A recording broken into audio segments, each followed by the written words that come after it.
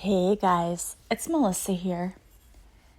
Today I wanted to talk to you about choosing love over fear.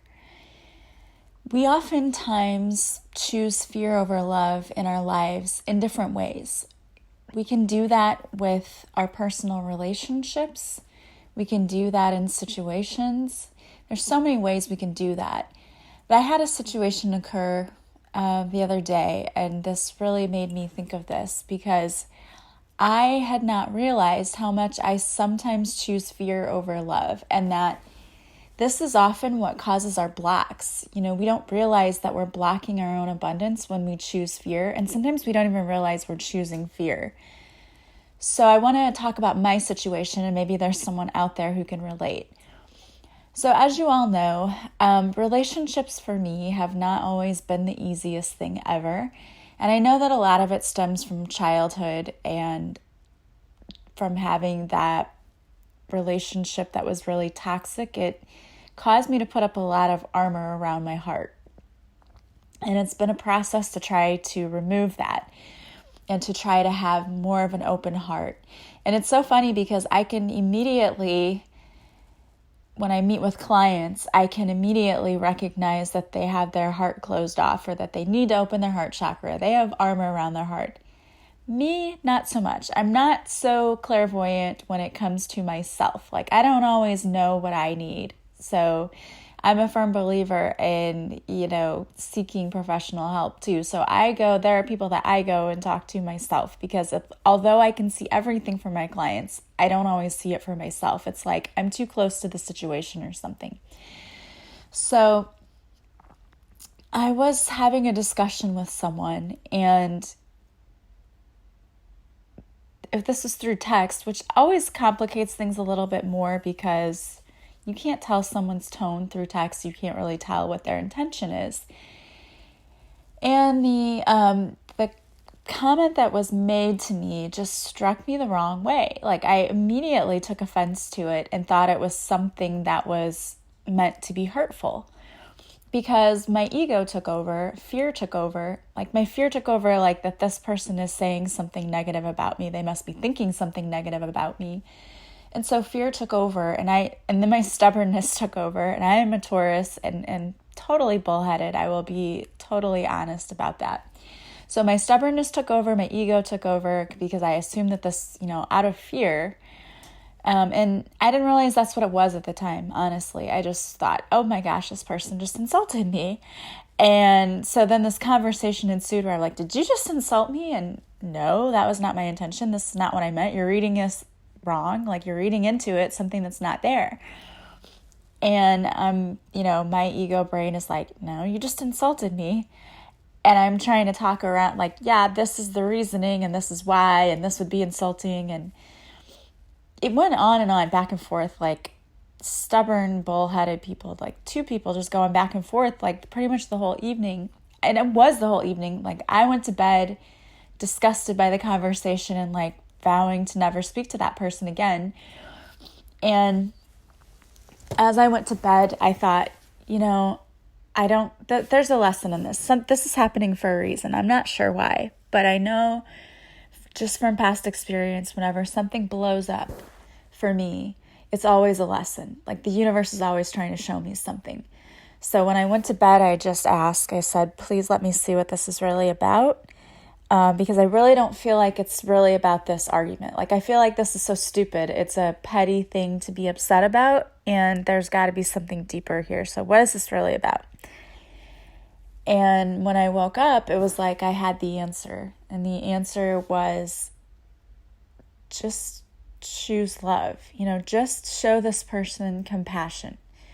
And what I got was, this is the first time I've ever gotten this message for myself, but it was, you put up this armor and you're not letting anybody in. And this is just another way for you to push someone away because you would rather push them away before they hurt you than let them in and then get hurt. And that's exactly what I had done. And when I looked at it again, I thought, what's this really about? So I decided to take a different approach. I put my ego aside And I put any fear aside that there would be rejection or whatever. I just said, okay, just help me to convey what I want to convey in a way that is not threatening and that my tone will be taken and that is genuine.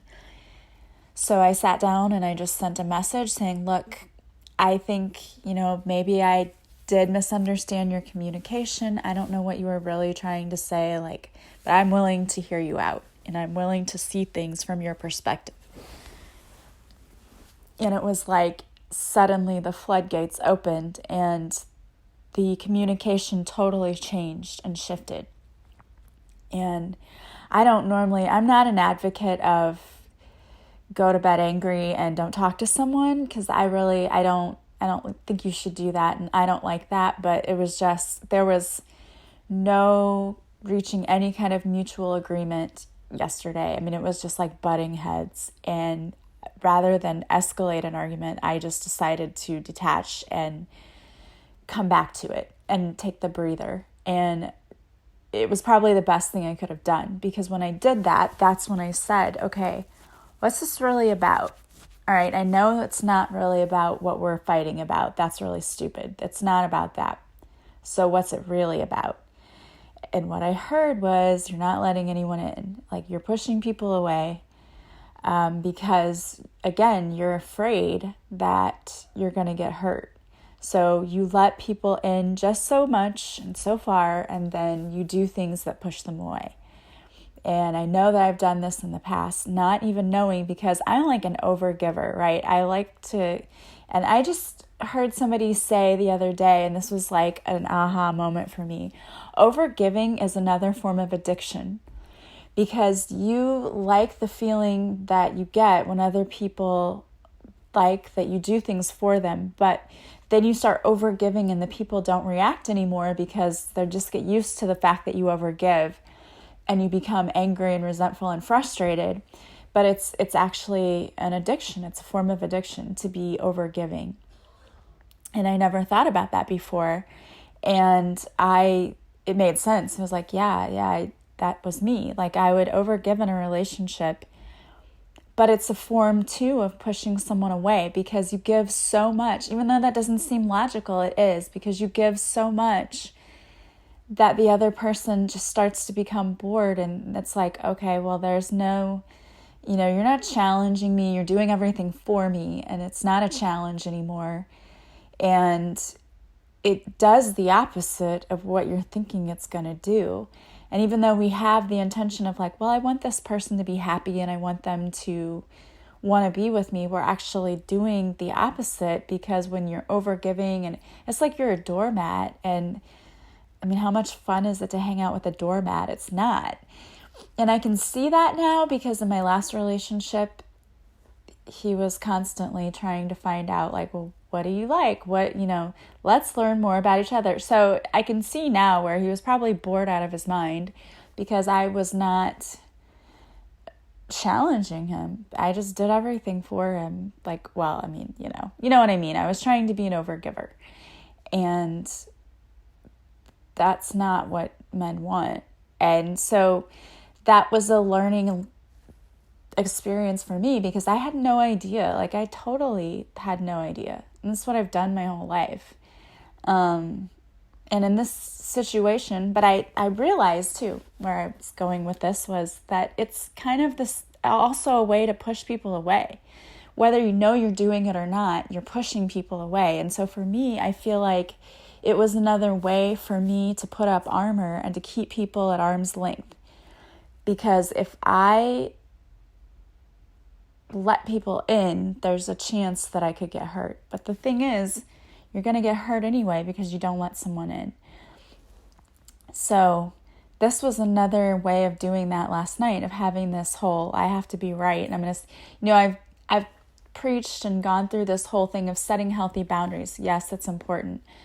And last night I was using the whole, well, I'm just setting my healthy boundary and I'm not going to have anyone insult me. And, it's really, though, it was a load of bull. It just was.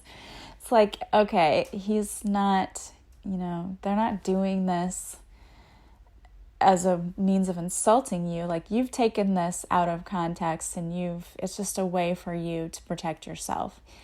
And when I woke up this morning and realized that, and then I made the effort with the conversation, it was like night and day. And the conversation was so much better, so much smoother, a lot easier, and truths came out, and it was like, wow, okay, this is what happens when you let your guard down and when you don't let fear take over, because I didn't realize that it's fear taking over. For me, I just see it as like, well, I'm setting healthy boundaries, so I'm doing this. But it wasn't setting a healthy boundary. It was being a stubborn ass, honestly. If you want to be honest I'll be honest that that's how I was acting, because I had that armor up, and it's so much easier to not let anybody in. So I was really glad that when I decided, and I say I decided, the universe was probably sending me messages all night in my dreams, because I had asked, what is this about? And when I woke up, I'm glad that I decided to be open and honest and, say, okay, I know that I may have overreacted. What is your perspective? And that's the thing, is like, we have to see things from others' perspectives. Oftentimes, we mistakenly believe that other people think exactly like we do, when really that's not true. And most of the time, people don't think the same way we do. So you're trying to understand something coming from your own perspective and not that person's perspective. So they may not even be on the same page. They might even be thinking the same thing. And so often when communication breaks down in relationships, it's because we're not even communicating the same thing. And you really have to get down to the nitty gritty and say, listen, what's this about? Because I'm coming from this from my perspective, but I have a very limited perspective. You're coming from this in your perspective. You have a limited perspective. We may not even be talking about the same thing. I remember I had a boyfriend in college, and he was a very nice, sweet guy, and we used to fight constantly because we were very bad at communicating. And mostly because I came from a family who, we were Democrats and more liberal and open-minded, and his family was more conservative. And so there were a lot of miscommunications simply because we didn't have the same values and we didn't have the same ideals. And that doesn't mean that we didn't belong together, but it just made communicating a lot harder because he was looking at things from a completely different perspective than I was. So it complicates things. So my message today is just to urge you to look at things with love and a loving heart. Open that heart chakra. Take down that armor that you've built up around it, because when you let fear control what you say and what you do and how you behave, you're going to have a lot of these miscommunications. You're going to have a lot of arguments. When you look at things from love, from the perspective of love, things get a lot easier because we don't try to force our perspective on everyone else. We realize that we have to see things from both sides, and we have to come to some sort of agreement in the middle. And it becomes a lot easier when we realize that there's two sides, there's two perspectives. We see the bigger picture, not the here and now and what's just in front of our faces. So I wanted to pull a couple of cards for you to leave you with this message. I pulled them from the Universe Has Your Back deck from Gabrielle Bernstein. And the first one I chose is I choose love no matter what. It's like the universe wants us to know that or something. And the second one says, I witness the darkness and call on the light with my prayer. Thank you, universe, for guiding me to perceive this fear through the eyes of the teacher of love.